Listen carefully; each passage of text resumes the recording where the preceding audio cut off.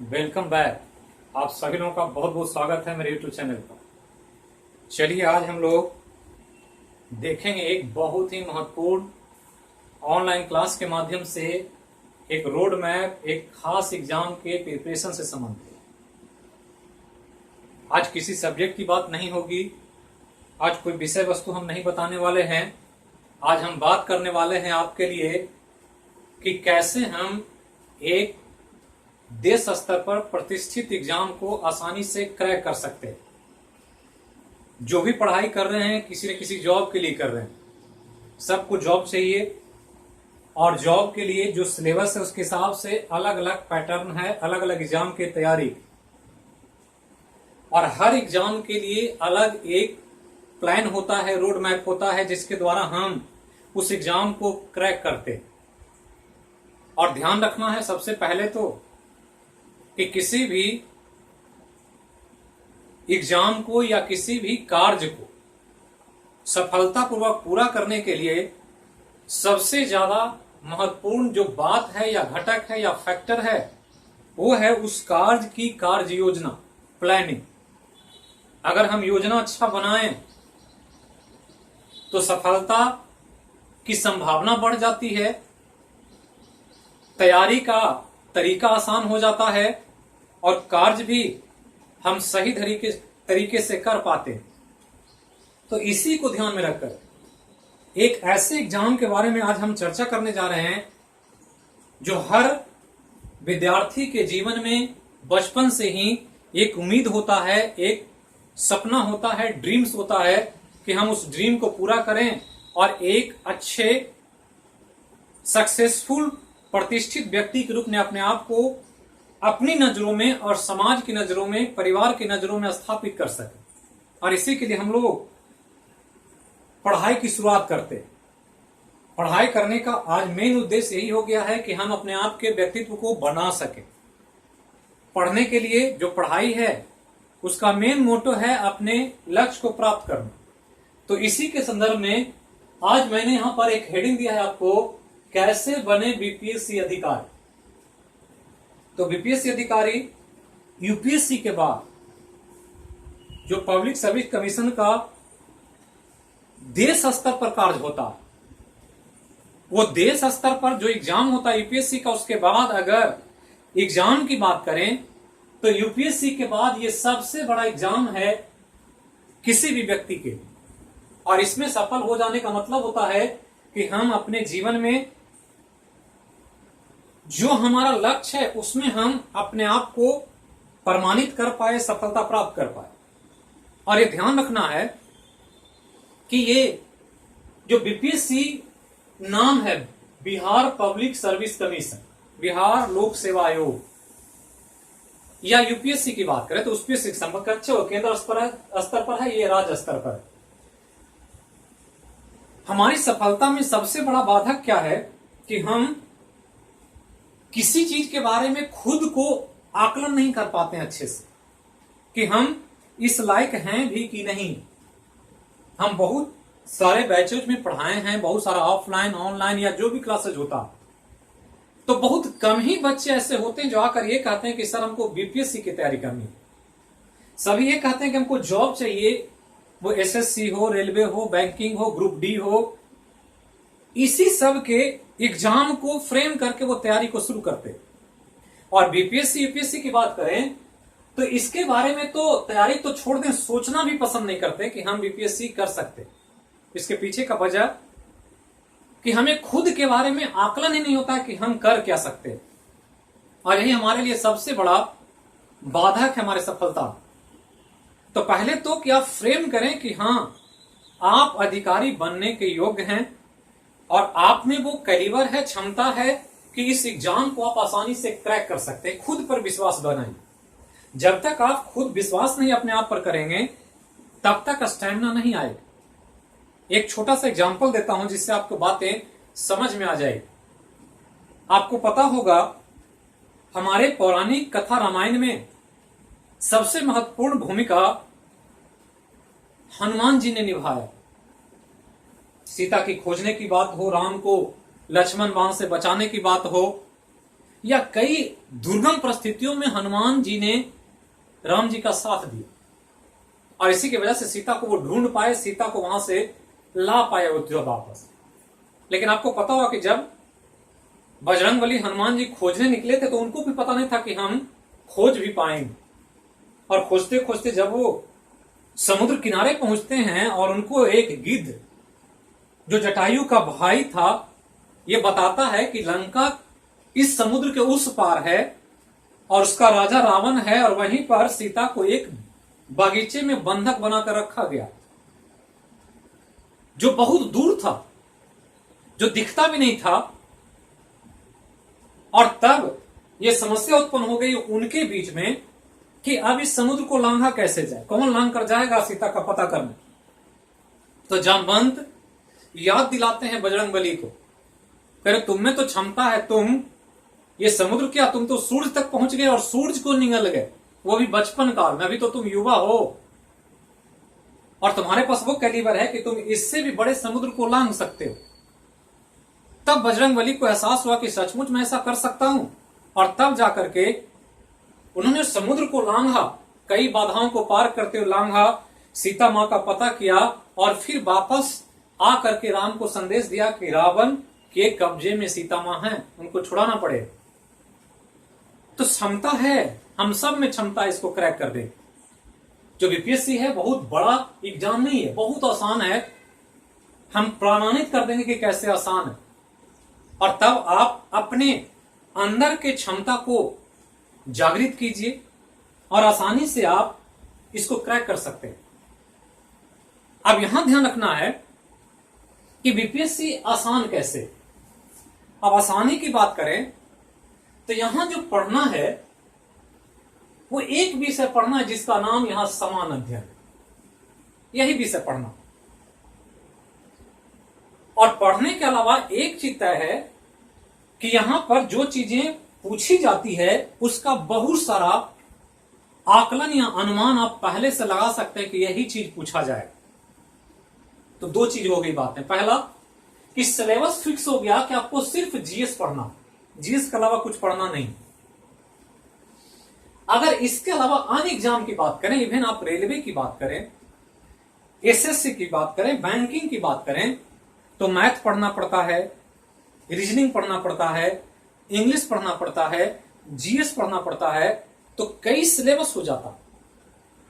और तब आप उतने सारे ब्रॉड सिलेबस को कवर करते हैं, सभी विषय को बैलेंस करते हैं, तब जाकर के एग्जाम आप क्रैक कर सकते हैं। उसमें भी आप कुछ भी अनुमान नहीं लगा सकते हैं कि कौन सा सवाल पूछा जाएगा। हमने कहा यह पता होता है कि आपको कौन सा सवाल पूछा जाए, और जब आपको यह बता दी जाए कि इसी में से पूछा जाएगा तो फिर तो बहुत आसान हो गया कि यही करना है। जैसे बजरंगबली को बताया गया तो उनको एहसास हो कि हम ये कर सकते हैं, और इसलिए हम लोग भी ये प्रमाणित करते हैं, अनुभव होता है कि हम जब ये सिलेबस को तय करते हैं तो ये पहले से पता हो जाता है कि यही चीज पूछा जाएगा और इतना ही पढ़ना है। तो एक समान अध्ययन को स्टडी करके, समान अध्ययन का पकड़ बना करके, और उसमें भी सिलेबस को जान करके आप आसानी से इसका तैयारी कर सकते हैं। तो ये बिल्कुल आसान है, और आपके पकड़ में जितना स्टेमिना आप एसएससी सीजीएल के लिए लगाते हैं, जितना स्टेमिना आप बैंकिंग के लिए लगाते हैं, उसका 50% भी अगर डिवोटेड होकर, डेडिकेटेड होकर और डिटरमाइन होकर सिर्फ इस एग्जाम पर फोकस किया जाए तो ये एग्जाम उससे तुलना में जल्दी क्रैक किया जा सकता है। तो पहला ये पॉइंट। दूसरा कि बीपीएससी पहले इसलिए भी नहीं सोचा करते थे स्टूडेंट्स, विद्यार्थी, कि पहले ये 5 ईयर प्लान हुआ करता था, मतलब 5 साल से पहले ये एग्जाम क्लियर नहीं होता।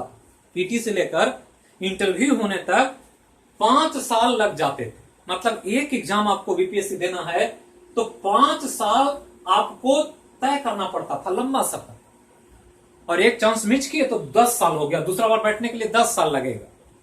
तो 10 साल में तो उम्र ही निकल जाता था व्यक्ति का, और इसलिए बीपीएससी के बारे में सोचते भी नहीं। आज क्या है कि सरकार ने या आयोग ने कुछ काम किया है और बीपीएससी का कैलेंडर अपडेट कर दिया। अपडेट कर दिया मतलब हर साल एग्जाम हो रहा। अभी देख रहे हैं 64वीं का मेंस का रिजल्ट आया, 65वीं का मेंस होने वाला है, और 66वीं पीटी का नोटिफिकेशन आने वाला। एक पर एक आपके लिए एक मौका गवाते हैं, दूसरा मौका तैयार है, दूसरा छूटता है, तीसरा तैयार है, तो चांसेस जब बढ़ गए, आप हर साल, एक साल, 1.5 साल में एक बीपीएससी दे सकते हैं। लेकिन हम लोग को उस पर नहीं जाना, हम लोग को 2, 3, 4 चांस पर ध्यान नहीं देना। चांस हम कह रहे हैं, आप अगर रोड मैप बनाएं और पूरा योजनाबद्ध तरीके से काम करें तो यह बीपीएससी फर्स्ट अटेम्प्ट में आप क्रैक कर सकते हैं। और ऐसा किया है हमारे विद्यार्थियों ने, हमारे छात्रों ने, छात्राओं ने पहली बार में, पहले अटेम्प्ट में, इवन की ग्रेजुएशन क्लियर होने के जस्ट बाद, जिस साल ग्रेजुएशन हुआ उसी साल विद्यार्थियों ने फाइनल सिलेक्शन किया। कुछ डीएसपी बन गए, कुछ सीटीओ बन गए, कुछ अंचलाधिकारी बन गए, कुछ सीओ बन गए, कुछ राजस्व अधिकारी बन गए। और ये मैं प्रचार के लिए नहीं बता रहा हूं, ये सच्चाई है। मैं ऐसे बहुत सारे लोगों को आपके सामने ला दूंगा जो खुद आपको अपने मुंह से बताएंगे कि कैसे हमने तैयारी किया और कैसे गाइडलाइन को फॉलो करके हमने सफलता को प्राप्त किया। तो ये ध्यान रखना है कि बहुत आसान है, एक चांस में क्रैक किया जा सकता है। क्या इस पर बारीकियां हैं, क्या आपको माइन्यूटली ध्यान रखना होता है, ये सबसे बड़ा विषय है कि कैसे करें इसको, क्या हमारा तरीका होना चाहिए, क्या इसके लिए प्लानिंग होनी चाहिए। सबसे बड़ा मुद्दा यही है कि प्लानिंग क्या होनी चाहिए। तो पहला प्लानिंग तो कि खुद पर आप विश्वास रखें। सिलेबस हम डिजाइन करते हैं, डिस्क्राइब करेंगे कि कैसे करना। अब यहां ध्यान दें कि जो बीपीएससी का एग्जाम होता है वो 3 फेज में होता है, 3 चरण। 3 चरण में पहला चरण यहां हमने लिखा है प्रीलिमिनरी टेस्ट होता है पीटी। तो ये पीटी का सिलेबस यहां हमने लिख दिया है। अब इसको डिस्क्राइब करेंगे कैसे इसको करना। दूसरा स्टेप, जब पीटी आप क्वालिफाई कर जाते हैं तो मेंस में चले आते हैं। तो ये जो सिलेबस है ये मेंस का सिलेबस यहां लिखा गया, ये ध्यान रखना। और मेंस में कुछ और पार्ट्स है, उसको भी हम बताएंगे आगे। लेकिन ये मेंस का मेन पार्ट है जीएस का। तो जीएस का और इसके अलावा एक ऑप्शनल, तो एक जीएस और एक ऑप्शनल विषय होता है वैकल्पिक विषय, ये ध्यान रखना है। तो वैकल्पिक विषय होता है जो आपको खुद सिलेक्ट करना होता है। तो ये वैकल्पिक विषय होगा और इस प्रकार से आपको पूरा एग्जाम 3 चरण में लिया जाएगा। तो पहले पीटी हो गया, मेंस का एग्जाम हो जाएगा समान अध्ययन और वैकल्पिक मिला करके, और तब आपको साक्षात्कार के लिए बुलाया जाए। साक्षात्कार मतलब इंटरव्यू। तो यही आपका 3 चरण है। पीटी दे दिया आपने, पीटी क्वालिफाई कर गए, मेंस के लिए आ गए। मेंस में ऑप्शनल पेपर और जीएस, और तब जाकर के जब ये मेंस क्वालिफाई कर जाएंगे तब इंटरव्यू की बारी आए। और तीनों चरण जब कंप्लीट कर जाएंगे तो आपको पद मिल जाएगा। जो भी वैकेंसी होगी उसके हिसाब से, आपके रैंक के हिसाब से, जितना मार्क्स होगा उसके हिसाब से। अब चलते हैं इस एग्जाम के पैटर्न की बात करते हैं कि होता कैसे। तो हमने कहा 3 चरण है। अब 3 चरण में कहां पर क्या क्या है। तो पहला तो ध्यान रखना है कि पहला जो एग्जाम होता है, पहला चरण ये पीटी होता है। और पीटी अभी तक जो हो रहा है वो ऑन 150 मार्क्स का, 150 मार्क्स का, मतलब 150 क्वेश्चन होते हैं और यही पूछा जाता है। और ये 150 क्वेश्चन क्वालिफाइंग होता है। क्वालिफाइंग मतलब स्कोरिंग के आधार पर सीट के हिसाब से सिलेक्ट किया जाता है। और सीट जो होता है, सीट का 20 गुना चयन होता है यहां पर। मतलब जितना सीट होगा उसका 20 गुना रिजल्ट दिया जाएगा पीटी। तो अगर 1000 वैकेंसी है तो 20,000 रिजल्ट आए, 2000 वैकेंसी है तो 40,000 रिजल्ट आए। तो ध्यान रखना है कि 20 गुना रिजल्ट आएगा पीटी का 150 क्वेश्चन के आधार पर। और ये क्वालिफाइंग होगा। क्वालिफाइंग कहने का मतलब यहां पर इस स्कोर का कोई मीनिंग नहीं होगा आगे। इसका इतना ही मतलब होगा कि इस 150 में आप मैक्सिमम स्कोर ला करके पीटी क्वालिफाई कर गए। पीटी जब क्वालिफाई कर गए तो मेंस में आप जा सकते हैं। मेंस में इस मार्क्स का कोई लेना देना नहीं। अगर कोई बच्चा 90 नंबर ला करके भी हो जाता है क्वालिफाई तो भी उसको यहां बैठने का मौका मिलेगा, और कोई 120 नंबर लाकर क्वालिफाई करता तो भी यहां बैठ सकता। यहां मार्क्स का कोई स्कोर का यहां लेना देना नहीं, आप कट ऑफ में आ जाना चाहिए। मतलब इस मार्क्स का क्वालिफाइंग में जो मेरिट लिस्ट 20 गुना बना है उसमें आपको आने के लिए चाहिए। यहां पर इस मार्क्स का यहां पर कोई कैरी नहीं, ये ध्यान रखना। तो आज हम जो बात करेंगे वो पूर्ण रूप से पीटी पर करेंगे और पीटी के बारे में समझाएंगे। और पीटी के बाद हम फिर इसको मेंस के बारे में बात करें। तो पीटी में ध्यान रखना है कि आज जो संदर्भ में एग्जाम हो रहा है बीपीएससी का, उसमें सबसे कठिन अगर सेक्शन है तो वो पीटी एग्जाम। इसलिए आपका सारा जो प्लानिंग होना चाहिए, सबसे पहला प्लानिंग इस पीटी को क्वालिफाई करना, टॉप नहीं करना। टॉप कर गए तो ठीक है, लेकिन टॉप ना करें, क्वालिफाई कर दें, कम से कम हम इस योग हो जाएं कि हम मेंस में बैठ सके। ये पहला टारगेट होना चाहिए आपका एग्जाम के लिए। मतलब कि इस 150 में इतना स्कोर कर दें कि हमारा मेरिट 20 गुना जो रिजल्ट दिया था इसमें हम सिलेक्ट हो जाएं और हमको मेंस में बैठने का मौका मिल जाए। तो ये समझना, ये गेट पास है आपका। सबसे बड़ा बैरियर यहां लगा हुआ।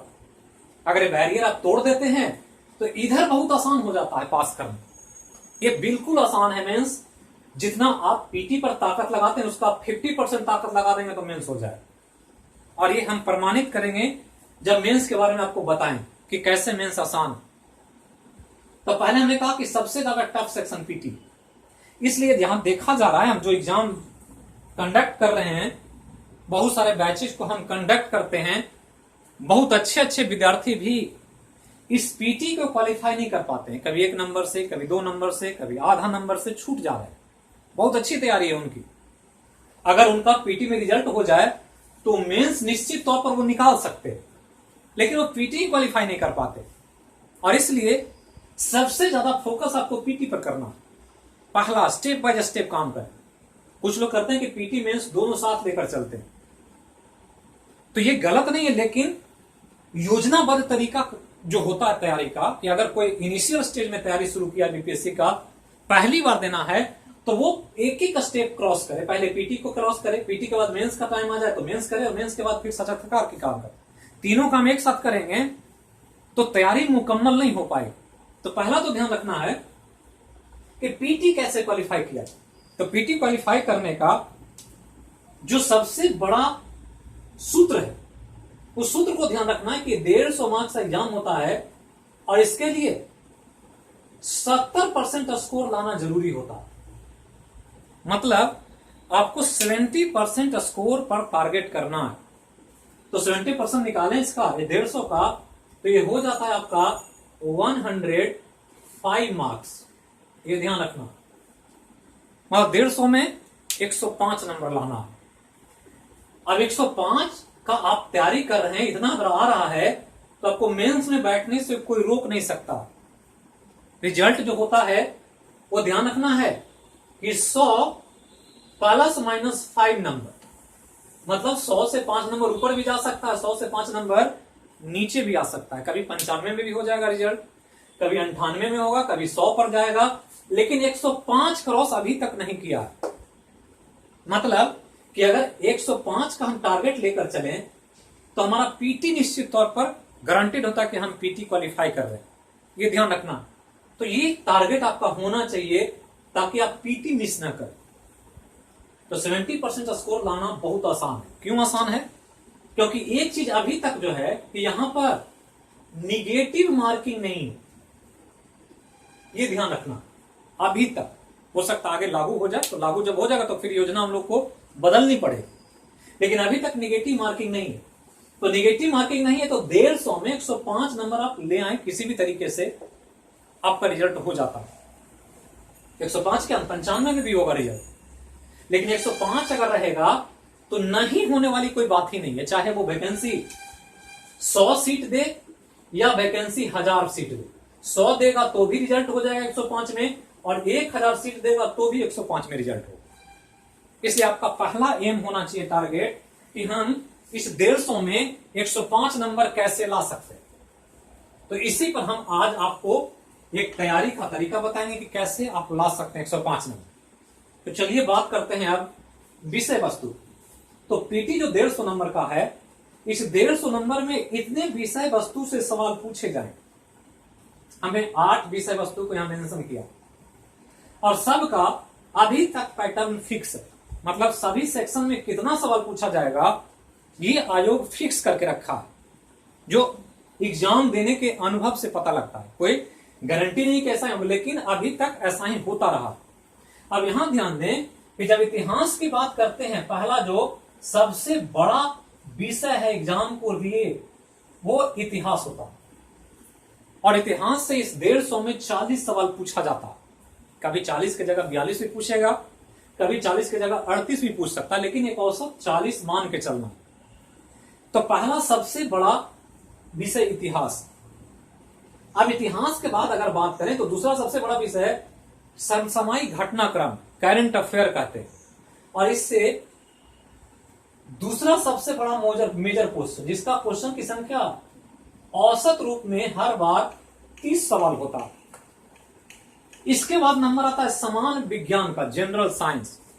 और जनरल साइंस 20 पूछा जाता रहा है, लेकिन अभी जो एग्जाम हुआ 65वीं, इसमें और 10 क्वेश्चन जोड़ दिया, मतलब 30 सवाल पूछा इसमें। तो ऐसा आकलन किया जा रहा है कि साइंस का वेटेज बढ़ाते चला जा रहा है। 20 पूछता था, 30 कर दिया। ज्योग्राफी की बात करें तो इसका जो पूछने का पैटर्न है वो 15 से 20 क्वेश्चन। इसके अलावा इधर जो पैटर्न है ये लगभग 10 क्वेश्चन पॉलिटी से, 10 क्वेश्चन इकोनॉमी से, 10 क्वेश्चन बिहार और मिसलेनियस, और 10 क्वेश्चन मैथमेटिक्स से, गणित से। अब ये टोटल को जोड़ दें तो औसत रूप में प्लस माइनस करके ये 150 हो जाता है। यही ध्यान रखना। तो यही आपका क्वेश्चन का पैटर्न फिक्स है। अब यहां ध्यान दें कि अगर हम नंबर ऑफ क्वेश्चन पर नजर डालें तो आपको दिख रहा है कि ये 4 सेक्शन ही सबसे महत्वपूर्ण है। यहां से ऊपर चले, इसी को अगर जोड़ दिया जाए तो 40, 30, 70, 30, 100 और 15 ही जोड़ते हैं तो 115 नंबर हो जाता है। 115 क्वेश्चन आपको लाना कितना है? 105 नंबर। तो आपके लिए ये सेक्शन सबसे इंपॉर्टेंट है, जिसमें सबसे बड़ा मेजर पार्ट इतिहास है बीपीएससी के। और बीपीएससी का जो सिलेबस है या एग्जाम का सफलता का जो पैमाना है वो सारा पैमाना इतिहास के इर्द गिर्द घूमता है, क्योंकि 40 नंबर बहुत डिसाइडिंग होता है। इसका रोल यही खत्म है। तो मेंस में भी बात आती है तो इतिहास का बहुत अहम रोल होता है। तो यहां देखें तो आपका सारा ताकत जो होना चाहिए वो इस 4 विषय पर होना चाहिए कि हमको इतिहास, करंट अफेयर, समान विज्ञान और ज्योग्राफी, इन 4 सेक्शन पर सबसे ज्यादा मेहनत करें। अगर ये 4 सेक्शन पर मेहनत करते हैं और इतना पकड़ बनाएं कि अगर 115 क्वेश्चन पर आपका पकड़ है और इस 115 पर आप अगर हम काम कर लें, इतना ज्यादा मेहनत करें इन चारों सेक्शन पर कि अगर इसका हम अगर 80% नंबर ला सकें, 80% मतलब कितना हो जाएगा? तो 100 का 80 80 होता है और 15 का 80 का परसेंट, 15 का 80% 12। तो 80 और 12 यहां 92 हो जाता है। हम 92 नहीं लेते हैं, अप्रोक्सीमेटली 90 नंबर ही लेते हैं कि हमको 115 में 90 नंबर ले आना। मतलब यहां 25 क्वेश्चन हम फिर भी छोड़ रहे हैं, इसलिए कि इसमें भी कोई जरूरी नहीं कि सब बन ही जाएगा, लेकिन अगर तैयारी अच्छी है तो आप 115 में 90 तो ले ही आएंगे, नेगेटिव है नहीं। और आपको 90 अगर यहां आ गया, आपको लाने के लिए हम कह रहे हैं कितना? 105 नंबर। बाकी बचता है पॉलिटी, इकोनॉमी, बिहार विविध और मिसलेनियस में गणित एक सेक्शन है। तो 40 नंबर में आप एवरेज भी तैयारी करें तो इस 40 में 15 नंबर लाना कोई बड़ा बात नहीं, औसत तैयारी करके। पॉलिटी का सेक्शन बहुत आसान होता है। इकोनॉमी में ट्रेडिशनल क्वेश्चन तो बना ही सकते हैं और इकोनॉमिक्स में करंट अफेयर का सेक्शन भी बहुत इंपॉर्टेंट होता है। तो यहां से आपका काम हो जाता है विविध और बिहार से बहुत सारी चीजें जो आप डायरेक्टली जानते हैं। मैथ 10 सवाल पूछता है, जिसमें 3, 4, 5 क्वेश्चन सही करना बहुत आसान होता है। तो हम मान के चलते हैं 40 में 15 नंबर इधर आ जाए और 115 में 90 अगर इस 4 पर पकड़ बनाकर ले आते हैं तो आपका 90 और प्लस 15 आपका हो जाता है कितना? 105 नंबर। और हम 105 तो बहुत ज्यादा कह दिया, आपको 95 से 100 के बीच रखना है, 100 नंबर लाना। 105 तो ओवर श्योर होगा कि कभी भी गड़बड़ाएगा ही नहीं। 100 भी आ जाता है तो 100 में भी आपका रिजल्ट मेंस में बैठने योग्य हो जाए। तो ये हो गया नंबर ऑफ क्वेश्चंस की। अब इसको पढ़ने के पैटर्न पर थोड़ा सा ध्यान दें कि कैसे पढ़ें, किस विषय पे क्या ध्यान दें। तो पहला ध्यान रखना है कि इतिहास में तीनों सेक्शन महत्वपूर्ण है, लेकिन सबसे ज्यादा जो क्वेश्चन पूछा जाएगा इतिहास में वो आधुनिक भारत से पूछे, मॉडर्न ज्योग्राफी से, मॉडर्न हिस्ट्री से। तो मॉडर्न हिस्ट्री सबसे इंपॉर्टेंट पार्ट, मतलब अगर 40 पूछेगा तो लगभग 25 क्वेश्चन आपको मॉडर्न हिस्ट्री से पूछे। तो हम इतिहास पढ़ें, लेकिन उस इतिहास में भी अगर आधुनिक भारत के इतिहास को ज्यादा कमांड कर लेते हैं तो निश्चित तौर पर हमारा क्वेश्चन बन जाता है बहुत ज्यादा। इसके अलावा आधुनिक के बाद प्राचीन पर ध्यान दें और प्राचीन के बाद फिर मध्यकालीन पर ध्यान दें। तो ये आपको धीरे धीरे अनुभव से होगा कि हमको कैसे करना। इसके अलावा ध्यान देना है कि करंट अफेयर बहुत इंपॉर्टेंट है 30, और यही एग्जाम में सभी स्टूडेंट्स के लिए सबसे कठिन सेक्शन माना जाता है, समसामयिक घटना का, क्योंकि इसका कोई सिलेबस नहीं। लेकिन समसामयिक घटनाक्रम को थोड़ा सा आज के संदर्भ में ध्यान दें तो बिहार को बेस्ट करके, बिहार को आधार मान अगर करंट अफेयर की तैयारी किया जाए तो आप इस 30 में से भी 28, 27, 25 क्वेश्चन बना सकते हैं, जिसका हम क्लास के माध्यम से या वीडियो के माध्यम से या ऑनलाइन क्लास के माध्यम से आपको एक पैटर्न दे रहे हैं कि कैसे तैयारी करना। तो यहां ध्यान रखना है कि बिहार करंट अफेयर आज का जो जोड़ा जा रहा है इससे स्टूडेंट्स को थोड़ी सी परेशानी हो रही है, लेकिन करंट अफेयर बहुत इंपॉर्टेंट है। आप इसके लिए कुछ इंपॉर्टेंट जैसे प्रतियोगिता दर्पण है या कोई बेसिक मैगजीन है जिसको आप आधार मान करके आप इसका काम कर सकते हैं। दूसरा कि बिहार पर फोकस करके तैयारी करेंगे, बिल्कुल आप आसानी से करंट अफेयर भी बना सकते हैं। और करंट अफेयर में जो रोल है इसका कई जगह रोल है जो हम अभी दिखाते हैं। अब यहां के बाद अगर करंट अफेयर की बात करें तो समान विज्ञान है, पहले 20 पूछता था, इस बार तो 30 पूछ दिया। और जो हमने क्लास लिया था इस 30 में से 29 सवाल हमारे क्लास लेक्चर से पूछा गया था। तो 30 में से 29 सवाल समझ सकते हैं कि इसमें से कोई गलत होने वाला प्रश्न ही नहीं, और जो एग्जाम में पूछा जाता है उसी के आधार पर हम क्लासेज में सब कुछ आपको जो बताया जा रहा है वहीं से पूछता, जो भी बुक्स हमने तैयार किया है उसी से एग्जाम में सारा सवाल पकड़ में आ जाता। तो ये ध्यान रखना है कि ये 3 सेक्शन बहुत इंपॉर्टेंट। ज्योग्राफी में थोड़ा सा ध्यान देना है कि ज्योग्राफी जो चल रहा है, करंट अफेयर, ज्योग्राफी और इकोनॉमिक्स, ये 3 चीजों को ध्यान रखना है। किसको किसको? तो करंट अफेयर, यहां पर ज्योग्राफी और एक है इकोनॉमिक्स। ये तीनों का तैयारी इस रूप में करें कि तीनों को जोड़ करके आपको देखने का एक नजरिया आ जाए। अगर आप तीनों को जोड़कर देखने का एक फ्रेमवर्क आपका आ जाएगा तभी आप एग्जाम में इन तीनों सेक्शन का सवाल बना पाए। क्योंकि ट्रेडिशनल सवाल से हट करके कमीशन में आजकल थोड़ा सा करंट अफेयर से जोड़ करके चीजें पूछी जा रही। ज्योग्राफी में कोई जो विषय वस्तु है वो तो पूछता ही है ट्रेडिशनल, लेकिन ज्यादातर जो क्वेश्चन है वो घटनाक्रम जो समसामयिक घट रहा है उससे रिलेट करके सवाल पूछता। तो ध्यान रखना है कि ये 3 चीजों को, करंट अफेयर, ज्योग्राफी और इकोनॉमिक्स को रिलेट करके पढ़े। जिसमें जब भूगोल की बात आती है तो यहां पर आर्थिक भूगोल सबसे इंपॉर्टेंट होता है। आर्थिक भूगोल का पार्ट से सवाल ज्यादा पूछेगा आपको। अगर आप करंट को देखकर जोड़कर देखेंगे, चाहे वो कृषि सेक्टर हो, मिनरल रिसोर्सेज हो, या जो भी उत्पादन की बात होती है, इंडस्ट्री की बात होती है, पॉपुलेशन की बात होती है, सब चीजों को जोड़ करके ज्योग्राफी से सवाल पूछा जा रहा है। और इसी में इकोनॉमिक्स का भी वही स्थिति है। तो इकोनॉमिक्स और ज्योग्राफी और साथ ही साथ करंट अफेयर, तीनों को मिला करके पढ़ेंगे तभी आपका सवाल बन पाए।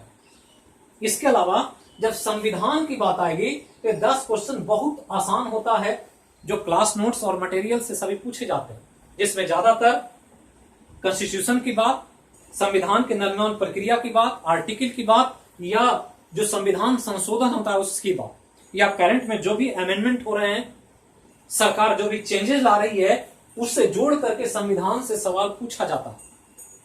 इसके अलावा विविध और बिहार, जिसमें बड़ा छोटा बिहार से संबंधित जो कल्चर, संस्कृति है, आर्ट है, कल्चर है, कुछ खेल कूद है, कुछ धरोहर है बिहार का, वो सब से सवाल पूछता है जो मेमोराइज करने वाली बातें होती। मैथ में ज्यादातर सवाल आजकल जो पूछ रहा है वो कॉमर्शियल मैथमेटिक्स से और कुछ एल्जेब्रा से, यही दो सेक्शन से सवाल ज्यादा पूछता। तो ध्यान रखना है कि यही आपका रोड मैप है एग्जाम के पैटर्न को ध्यान में रखकर आपको सबसे ज्यादा इन 4 चीजों पर फोकस करना। और ये सभी विषय का नवजीवन कैंपस का जो हमारा ऑफलाइन कैंपस चलता है वो सभी का मटेरियल मौजूद है। इतिहास का बुक अवेलेबल है जिसमें आप अगर उस बुक को कमांड करते हैं तो 40 में से 35 सवाल तो उस बुक से ही रहेगा। ये आप क्वेश्चन को उठाकर देखें, बुक को उठाकर देखें, दोनों को मिलाएं, प्रीवियस ईयर जो पूछा गया उसको। करंट अफेयर की बात किया हमने तो इसको थोड़ा सा आपको ध्यान रखना है, सरसरी निगाहों से नजर रखना है, राष्ट्रीय अंतर्राष्ट्रीय और बिहार के घटनाक्रम। समान विज्ञान की बात की हमने, समान विज्ञान में जो हमने कहा कि जो है वो सब मटेरियल से जो क्लास में हम पढ़ाते हैं उसी से पूछा जाता। ज्योग्राफी में थोड़ा सा ध्यान रखना है, आर्थिक भूगोल पर ज्यादा, इसके अलावा विश्व के भूगोल मानचित्र पर ज्यादा पकड़ बनाना है ताकि मानचित्र से ही सवाल जो पूछा जाए वो बन सके। और इसलिए मैंने जो क्लास शुरू किया है वो सब मानचित्र के आधार पर हम पढ़ाने का प्रयास कर रहे हैं, तो ये ध्यान रखना है। और ये 3 सेक्शन पर सबसे बड़ा वाइटल रोल यही होगा, इकोनॉमिक्स, करंट अफेयर और ज्योग्राफी, ये तीनों को जोड़ करके पढ़ने का प्रयास करें। और ये ध्यान रखें कि 150 में हमारा 105 नंबर आ जाए ताकि हम एग्जाम क्वालिफाई कर दें और हम चले जाएं मेंस की तरफ। मेंस की जो बात होती है तो मेंस में 2 सेक्शन है, एक है मेंस का रिटन पेपर और एक है इंटरव्यू। अब मेंस में जो बात है वो 2 सेक्शन में रिटन होता, एक जो होता है जीएस का, तो जीएस का 2 सेक्शन, जीएस 1 और जीएस 2, और एक होता है वैकल्पिक विषय। यहां ध्यान रखना है कि जीएस 1 300 नंबर का होगा, जीएस 2 300 नंबर का होगा और वैकल्पिक विषय भी 300 नंबर का होगा, इंटरव्यू 120 नंबर का होगा। ये तो पास कर गए, नंबर खत्म हो गया। आप 105 लाएं, 120 लाएं, 90 लाएं, अगर आप क्वालिफाई कर गए ये बात खत्म हो गया। इससे कोई लेना देना इसको नहीं, आपको जो लेना देना इससे लेना देना। 300 नंबर जीएस 1, 300 नंबर जीएस 2 और 300 नंबर आपका ऑप्शनल पेपर वैकल्पिक विषय जो चुना है वो, और इंटरव्यू में 120 नंबर। यहां भी देख रहे हैं 300, 300, 600 समान अध्ययन ही है। और ये यही चीज है, अलग नहीं है। यहां है कि जो पूछता है इसको ऐसे हम लोग पॉइंट करके कलर करते हैं और यहां पर उसी चीज को लिखा जाता।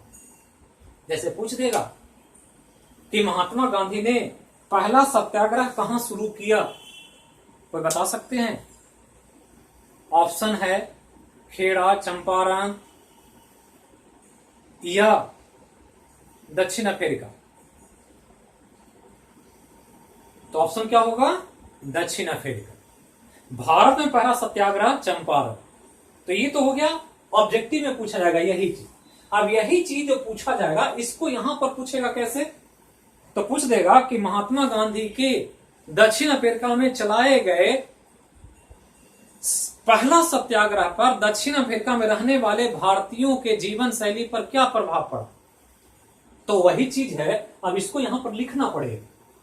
इसलिए हमने कहा एक जीएस पढ़ के आप इसको क्रैक कर सकते हैं। तो सेम चीज यहां जो पढ़ते हैं अगर इसको आप समग्र अध्ययन कर लेते हैं तो इसका 50% तैयारी आपको यहां भी काम देता है। बस इसको लिखना होता है तो बहुत आसान होता है। कैसे आसान होता है इसको हम आगे बताएंगे जब मेंस की बात करें। हम आज सिर्फ और सिर्फ पीटी पर फोकस करें चूंकि स्टेप बाय स्टेप करें।